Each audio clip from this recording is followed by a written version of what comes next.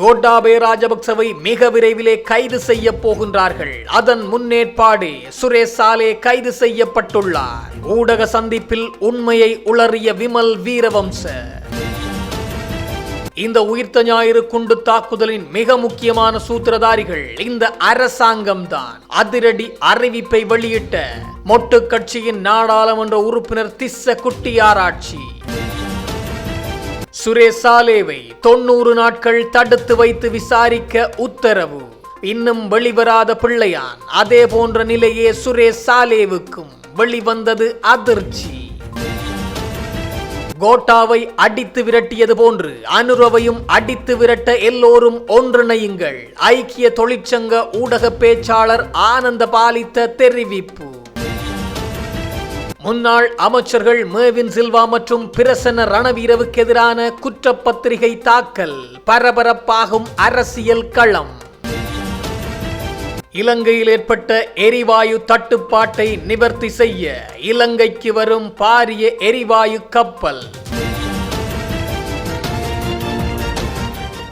ஓய்வு பெற்ற major general Suresh சாலே போன்ற ஒரு புலனாய்வு அதிகாரியை கைது செய்ய முற்படுவதன் உண்மையான நோக்கம் முன்னாள் ஜனாதிபதி கோட்டாபாய ராஜபக்சவை கைது செய்வதற்கான சூழலை உருவாக்குவதே என தேசிய சுதந்திர முன்னணியின் தலைவர் விமல் வீரவன்ச தெரிவித்துள்ளார்.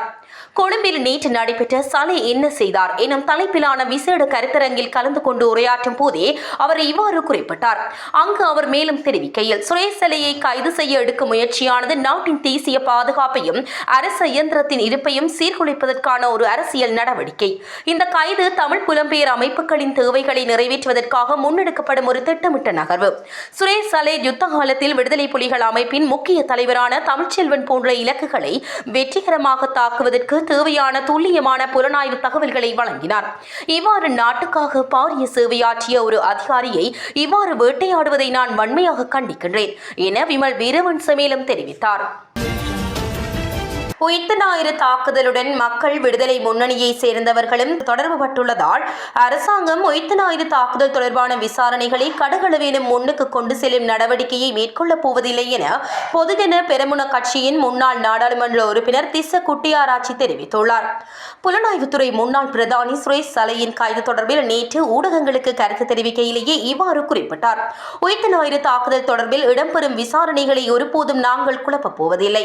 விசாரணைகளுக்கு ஒத்துழைப்பு வழங்கவும் தயாராக இருக்கின்றோம். புலனாய்வுத்துறை முன்னாள் பிரதானி சுரேஷ் சாலே சிறந்த அதிகாரி. விசாரணைக்காகவே அவர் தற்போது கைது செய்யப்பட்டிருக்கிறார். அவர் மாத்திரமல்ல, யாராக இருந்தாலும் இந்த தாக்குதல் தொடர்பில் விசாரணைக்கு அழைத்தால் அதற்கு செல்ல வேண்டும். தகவல்கள் தெரிந்திருந்தால் அதனை தெரிவிக்க வேண்டும். எங்களை அழைத்தால் நாங்களும் செல்வோம். இந்த தாக்குதல் தொடர்பில் விசாரணைக்கு அழைப்பது சாட்சி கூறுவதற்கு அழைக்கும் நடவடிக்கையை அரசாங்கத்துக்கு செய்ய முடியும். அதனால் இந்த தாக்குதலின் உண்மையான சூத்திரதாரி யார் என்பதை அரசாங்கம் காட்டும் வரை நாங்கள் எதிர்பார்த்திருக்கின்றோம். ஆனால் உயிர்த்த ஞாயிறு தாக்குதலின் சூத்திரதாரிகளை கண்டுபிடிக்கும் நடவடிக்கையை இந்த அரசாங்கம் மேற்கொள்ளப் போவதில்லை என்பதை உறுதியாக தெரிவிக்கின்றேன். ஏனெனில் மக்கள் விடுதலை முன்னணியின் தேசிய பட்டியலில் இருந்த நபர்கள் இந்த தாக்குதலுடன் தொடர்புபட்டவர்கள் என்ற கருத்து நாட்டு மக்களிடம் இருக்கின்றது. அவர்களது தேசிய பட்டியலில் இருந்தவர்களே அவர்களின் சொத்துக்களை விடுவிக்கின்றனர். அவர்கள் வெளிநாடு செல்ல அனுமதி வழங்குகின்றனர். இவ்வாறு அனைத்தையும் செய்யும் அரசாங்கம் உயிர்த்த ஞாயிறு தாக்குதல் தொடர்பான விசாரணைகளை கடுகளவினும் முன்னுக்கு கொண்டு செல்லும் நடவடிக்கையை மேற்கொள்ளப் போவதில்லை என்றார். ஈஸ்டர் ஞாயிறு பயங்கரவாத தாக்குதல் தொடர்பான தொடர்ச்சியான விசாரணைகளின் பகுதியாக கைது செய்யப்பட்ட அரச புலனாய்வு சேவையின் முன்னாள் பணிப்பாளரும் ஓய்வு பெற்ற மேஜர் ஜெனரலுமான சுரேஷ் சாலே 90 நாட்கள் தடுப்பு காவலில் வைக்க அனுமதி வழங்கப்பட்டுள்ளது. குற்றப்புலனாய்வு திணைக்களம் முன்னெடுத்துள்ள விசாரணைகளுக்கு ஆதரவாக இந்த தடுப்பு காவல் உத்தரவு பிறப்பிக்கப்பட்டுள்ளதாக தெரிவிக்கப்படுகின்றது. இதன் மூலம் ஈஸ்டர் தாக்குதல் தொடர்பான மேலதிக தகவல்கள் சேகரிக்கும் பணிகள் தீவிரப்படுத்தப்படவுள்ளதாக பாதுகாப்பு தரப்புகள் குறிப்பிட்டுள்ளன.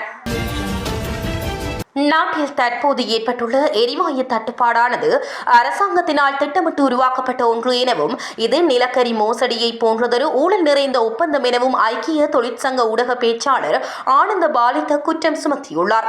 கடந்த 24ஆம் தேதி நடைபெற்ற ஊடகவியலாளர் சந்திப்பில் ஒன்றில் கலந்து கொண்டு கருத்து தெரிவித்த அவர், இந்த விவகாரத்தில் எந்த ஒரு அமைச்சரும் தமது பொறுப்பை சரியாக நிறைவேற்றவில்லை என்றும் இதற்கு ஜனாதிபதியே முழு பொறுப்பு கூற வேண்டும் என்றும் தெரிவித்தார்.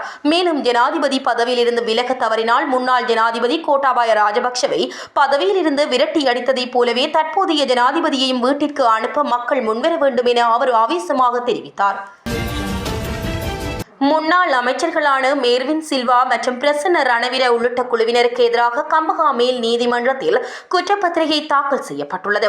அரசாங்கத்திற்கு சொந்தமான காணியொன்றை போலி ஆவணங்கள் தயாரித்து சட்டவிரோதமாக விற்பனை செய்ததாக கூறப்படும் குற்றச்சாட்டின் அடிப்படையிலேயே இந்த நடவடிக்கை எடுக்கப்பட்டுள்ளது.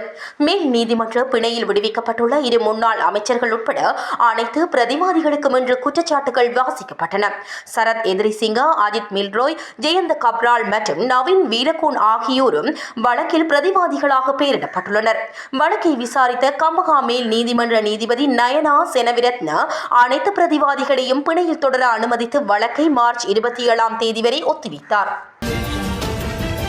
தரம் குறைந்த நிலக்கரி இறக்குமதி செய்யப்பட்டமையினால் நாட்டிற்கு பாரிய நட்டம் ஏற்பட்டுள்ளதாக பல்வேறு தரப்பினரும் குற்றம் சாட்டி வருகின்றனர். இந்த நிலையில் தரம் குறைந்த நிலக்கரி கொள்வனவு தொடர்பில் குற்றப்புலனாய்வு திணைக்களத்தில் முறைப்பாடு ஒன்று அளிக்கப்பட்டுள்ளது. சிவில் அமைப்புகளின் பிரதிநிதிகள் குழு ஒன்று நேற்று குற்றப்புலனாய்வு திணைக்களத்தில் முறைப்பாடு ஒன்றை சமர்ப்பித்துள்ளது. தரம் குறைந்த நிலக்கரி கொள்முதல் செயல்முறை மற்றும் அதன் மூலம் நாட்டுக்கு ஏற்பட்டுள்ள இழப்பு குறித்து விசாரணை நடத்துமாறு கோரி அந்த குழு இந்த முறைப்பாட்டை முன்வைத்துள்ளது. தரமற்ற மருந்துகளை இறக்குமதி செய்த விவகாரத்தில் முன்னாள் அமைச்சர் கெஹலிய ரங்புக்வெல்லவுக்கு எதிராக சட்டத்தை நடைமுறைப்படுத்தும் போது அன்றைய ஜனாதிபதி அதில் தலையிடாதது போன்று தரமற்ற நிலக்கரி இறக்குமதி தொடர்பான விசாரணைகளிலும் தற்போதைய ஜனாதிபதி தலையிட மாட்டார் என தாம் நம்புவதாக அவர்கள் தெரிவித்தனர்.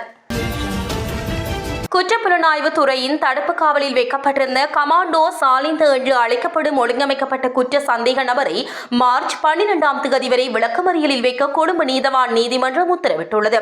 கனிமுள்ளு சஞ்சீவ கொலையின் முக்கிய சந்தேக நபராக அடையாளம் காணப்பட்ட கமாண்டோ சாலிந்த கொழும்பு தலைமை நீதவான் முன்னிலையில் முன்னிலைப்படுத்தப்பட்டார். இதன்போது நீதிமன்ற வளாகத்தை சுற்றி கடுமையான பாதுகாப்பு வழங்கப்பட்டிருந்ததாக தெரிவிக்கப்படுகின்றது. விசாரணையின் போது சிஐடி அதிகாரிகள் தங்கள் தொடர்ச்சியான விசாரணைகளின் முன்னேற்றத்தை விவரிக்கும் அறிக்கையை சமர்ப்பித்ததாக தெரிவிக்கப்படுகின்றது. இதன்படி முன்வைக்கப்பட்ட உண்மைகளை பரிசீலித்த நீதவான் சந்தேக நபரை மார்ச் 12ஆம் தேதி வரை விளக்கமறியலில் வைக்க உத்தரவிட்டார். லாப்ஸ் எரிவாயு நிறுவனத்தால் இறக்குமதி செய்யப்பட்ட எரிவாயுவை ஏற்றிச் சென்ற கப்பல் இன்று நாட்டை வந்தடைந்ததாக நிறுவனம் அறிவித்துள்ளது. அதன்படி இன்று முதல் எரிவாயு இருப்பு உடனடியாக சந்தைக்கு வெளியிடப்படும் என்று நிறுவனம் கூறுகின்றது. மேலும் வீட்டு நுகர்வோர் இன்று முதல் வழக்கம் போல் லாப்ஸ் கேஸ் விற்பனை முகவர்கள் மூலம் தேவையான எரிவாயு சிலிண்டர்களை வாங்க முடியும் என்றும் தொடர்புடைய அறிவிப்பில் குறிப்பிடப்பட்டுள்ளது. ஹம்பாந்தோட்டையில் உள்ள 30,000 மெட்ரிக் டன் கொள்ளளவு கொண்ட எரிவாயு இறக்குமதி முனையத்தில் ஏற்பட்ட தற்காலிக தடையால் வழமையான இறக்குமதி நடவடிக்கைகளில் பாதிப்பு ஏற்பட்டதாக நிறுவனம் முன்னதாக தெரிவித்தது. உள்நாட்டு தேவையை பூர்த்தி செய்வதற்காக சர்வதேச விநியோகஸ்தர்களுடன் இணைந்து எரிவாயு கப்பல்களை நேரடியாக கொழும்பு துறைமுகத்துக்கு திசை திருப்ப மாற்றி ஏற்பாடுகள் செய்யப்பட்டதாகவும் கூறப்பட்டது. கச்சத்தீவு புனித அந்தோணியார் ஆலய திருவிழா 27ஆம் தேதி வெள்ளிக்கிழமை கொடியேற்றத்துடன் ஆரம்பமாகியது. இலங்கை இந்திய பக்தர்களின் பங்கேற்புடன் வெகு விமர்சையாக இன்று 28ஆம் தேதி சனிக்கிழமை இறுதி நாள் விசேட பூஜைகள் நடைபெறவுள்ளன. கச்சத்தீவு புனித அந்தோணியார் ஆலய வருடாந்த திருவிழா திருப்பலி சனிக்கிழமை காலை சிறப்பு கூட்டு திருப்பலியாக நிறைவேற்றப்படவுள்ளது.